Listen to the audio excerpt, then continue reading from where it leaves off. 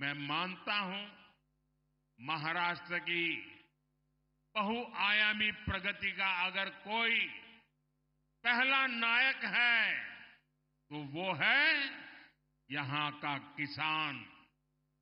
जब महाराष्ट्र का, विदर्भ का किसान खुशहाल होगा तभी देश भी खुशहाल होगा।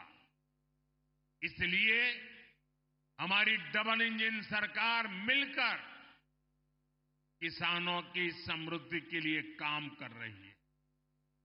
आप देखिए, पीएम किसान सम्मान निधि के रूप में केंद्र सरकार 6,000 रुपये किसानों के लिए भेजती है। महाराष्ट्र सरकार उसमें 6,000 रुपया और मिलाती है। महाराष्ट्र के किसानों को अब 12,000 रुपया सालाना मिल रहा है। फसलों के नुकसान की कीमत किसान को न चुकानी पड़े, इसके लिए हमने 1 रुपये में फसल बीमा देना शुरू किया है। महाराष्ट्र की एकनाथ शिंदे जी की सरकार ने किसानों का बिजली बिल भी 0 कर दिया है। इस क्षेत्र में सिंचाई की समस्या के समाधान के लिए हमारी सरकार के समय से ही कई प्रयास शुरू हुए थे, लेकिन बीच में ऐसी सरकार आ गई जिसने सारे कामों पर ब्रेक लगा दिया। इस सरकार ने फिर से सिंचाई से जुड़े प्रोजेक्ट्स को गति दी है। इस क्षेत्र में करीब 85,000 करोड़ रुपए की लागत से वैनगंगा, नलगंगा नदियों को जोड़ने की परियोजना को हाल ही में मंजूरी दी गई है।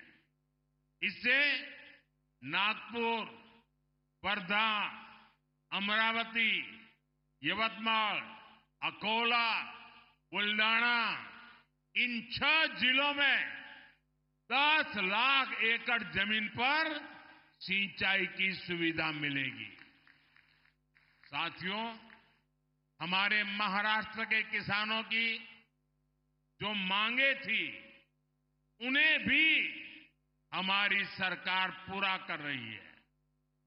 प्याज पर एक्सपोर्ट टैक्स 40% से घटाकर 20% कर दिया गया है। खाद्य तेलों का जो आयात होता है उस पर हमने 20% टैक्स लगा दिया है। रिफाइंड सोयाबीन, सूर्यमुखी और पाम ऑयल पर कस्टम ड्यूटी को 12.5% से बढ़ाकर 32.5% कर दिया है। इसका बहुत फायदा हमारे सोयाबीन उगाने वाले किसानों को होगा।